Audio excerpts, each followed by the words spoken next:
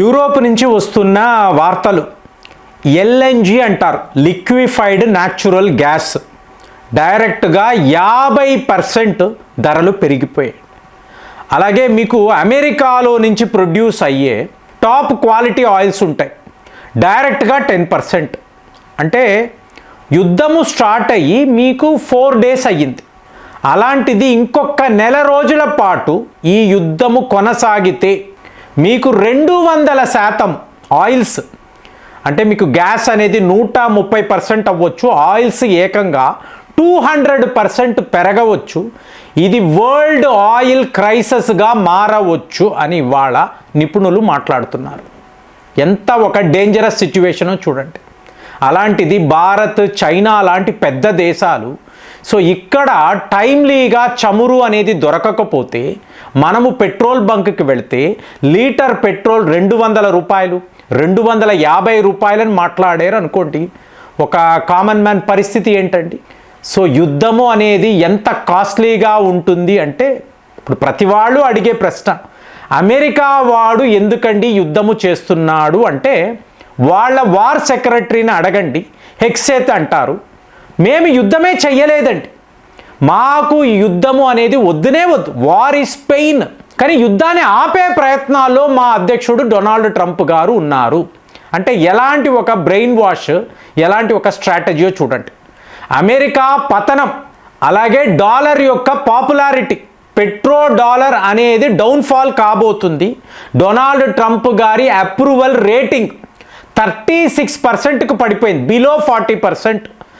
ఇదంతా చూసుకొని నేను చాలా గొప్పవాడిని అని ప్రపంచానికి చెప్పడానికి, అమెరికా ప్రజలను నమ్మించడానికి ఈ యుద్ధం అండి.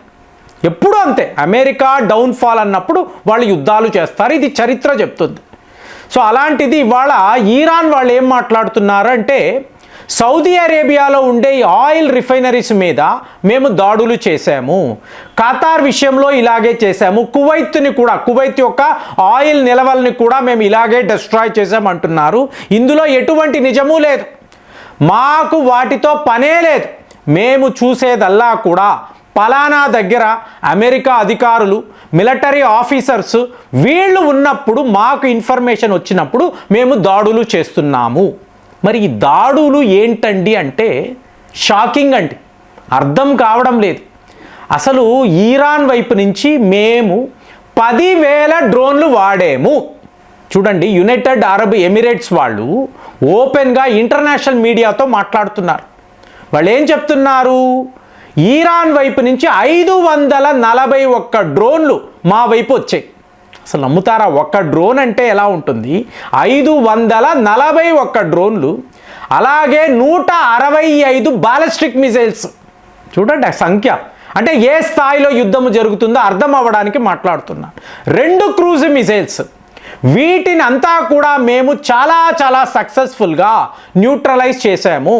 మిత్రులు ఫోన్ చేస్తున్నారు దుబాయ్ నుంచి, అలాగే యునైటెడ్ అరబ్ ఎమిరేట్స్లో తక్కిన ప్రాంతాల్లో ఉన్నవాళ్ళు ఫోన్లు చేసి, మా కళ్ళ ముందే డ్రోన్లు వచ్చి పడుతున్నాయండి, దాని కింద పడి చాలామంది గాయాల పాలయ్యారు, మీరు సక్సెస్ఫుల్గా ఆపగలుగుతున్నారా?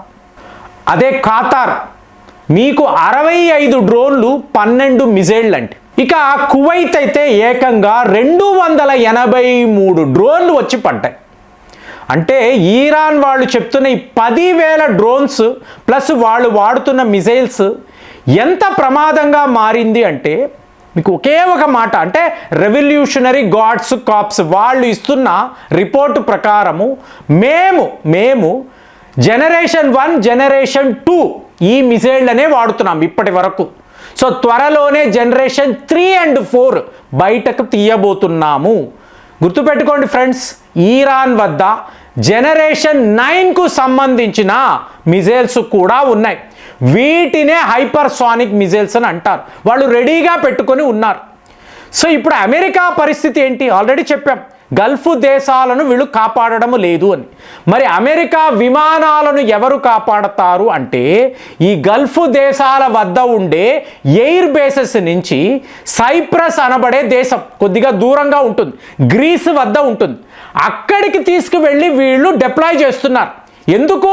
మీకు వరస పెట్టి డ్రోన్లు మిజైళ్లు వస్తే అమెరికా వాడి యొక్క ఎయిర్ ఫోర్సే కుప్పకూలిపోతుంది. అలాంటి ఒక ప్రమాదాన్ని అమెరికా వాళ్ళు చూస్తున్నారు. పెంటగాన్ అధికారులు గ్రాస్ప్ చేయగలిగారు. వీళ్ళు చాలా చాలా డేంజరస్గా ఉన్నారు.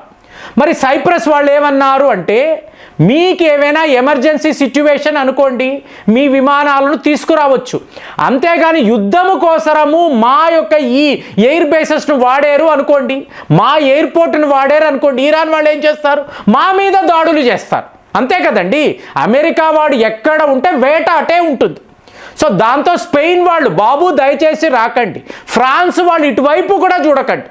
ఇప్పుడు ఫ్రాన్స్ వాళ్ళు ఏం మాట్లాడుతున్నారండి, ఇరాన్ తన ఇష్టానుసారము ఎక్కడ అమెరికా అంటూ కనిపిస్తే వాళ్ళ మీద వీళ్ళు దాడులు చేస్తున్నారు, మిజైళ్లు వాడుతున్నారు.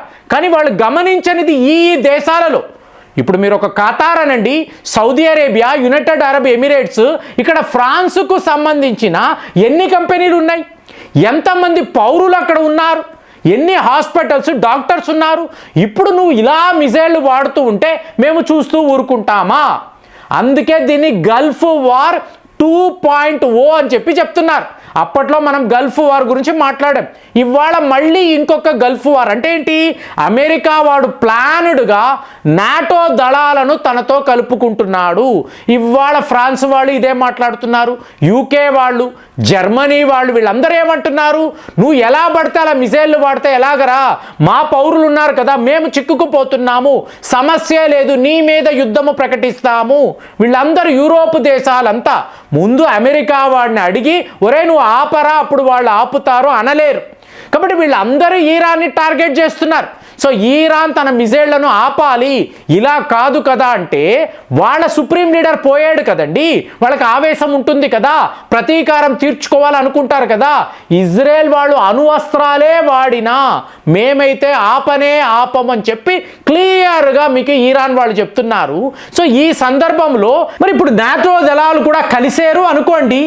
ఇప్పుడు హెక్సెత్ ఏమంటున్నాడండి, మేము యుద్ధాన్ని కోరుకోలేదు, కానీ మేము ఇరాన్ని ఆపాలి అంటే, సప్రెస్ చెయ్యాలి అంటే, ద రీజిమ్ ఆఫ్ టెర్రర్ని ఆపాలి అంటే ఖచ్చితంగా ఈ పని చెయ్యాలి అన్నాడు కదా. సో బాగానే ఉంది కదా. కానీ నష్టాన్ని మీరు చూశారు అనుకోండి.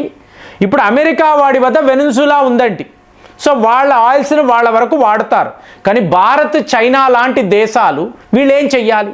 ఇప్పుడు వీళ్ళు అమెరికాను అడగాల, ఇరాన్ని అడగాల? ఎవరిని ప్రశ్నించాలి, ఎవరిని శిక్షించాలి? సో బలవంతుడిదే రాజ్యం అంటారు కాబట్టి అమెరికా వాడు ఎస్కేప్ అయిపోతాడు. వీడు బలహీనుడు. ఇరాన్ అనబడే దేశము ఒక బలహీన దేశముగా ఇవాళ అందరూ అనుకుంటున్నారు. మేము అలా కాదండి, మేము తలుచుకుంటే అమెరికానే కొట్టగలము, వాళ్ళని తరిమి వెయ్యగలమని చెప్పి ఇరాన్ వాళ్ళు చెప్తున్నారు. కానీ శిక్ష ఎవరికి మీరు వేస్తారు? ఎవరిని మీరు శిక్షిస్తారు చెప్పండి? సో వీళ్ళు ఇలా కొట్టుకొని యావత్ ప్రపంచాన్ని ఇంత పెద్ద క్రైసిస్లో పడేస్తే ఇరాన్ వాళ్ళు ఏకంగా 10,000 డ్రోన్లు వాడడం ఏంటండి? మీకు వేల సంఖ్యలో ఇలాగ మీకు బ్యాలిస్టిక్ మిజైల్స్ వాడడం ఏంటండి? మేము ఏకంగా 9th జనరేషన్ మిజైళ్లు కూడా తీయబోతున్నాము, అమెరికాపై మేము వాడబోతున్నామంటే అమెరికా వాడు ఇజ్రాయెల్ని మాత్రము కాపాడాలని అనుకొని ఈ దేశాలనంతా, వీళ్ళ రక్షణనంతా గాలికి వదిలేస్తే మిడిల్ ఈస్ట్ పరిస్థితి ఏమిటి? ఇరాన్ని ఇవాళ ఎవరు కంట్రోల్ చేస్తారు? ఈ నాటో దళాలు వచ్చి యుద్ధము ప్రకటించి ఇరాన్ని పూర్తిగా డెస్ట్రాయ్ చేసి అప్పుడు యుద్ధం అయిపోయిందని అనుకుంటారా? మరి ఇది ఎన్ని రోజులు జరుగుతుంది? మనం ఆలోచించేది అదే కదండి. నెల రోజులు ఈ యుద్ధము కొనసాగితే మీకు ఆయిల్ ధరలు అనేది ఎవరి లిమిట్లో ఉండదండి. సో ఈ ప్రపంచంలో ఇన్ఫ్లేషన్ ఏమిటి, అసలు ఈ జీడిపీలు, ఎక్స్పోర్ట్స్, ఇంపోర్ట్స్ సర్వము కుప్పకూలిపోతుంది. అలాంటి ఒక సిచ్యువేషన్లో మనం ఉన్నాము. మరి దీన్ని మీరు ఎలా చూస్తున్నారు? కామెంట్స్లో రాయండి. మళ్ళీ వచ్చే వీడియోలో కలుద్దాం. జై హింద్.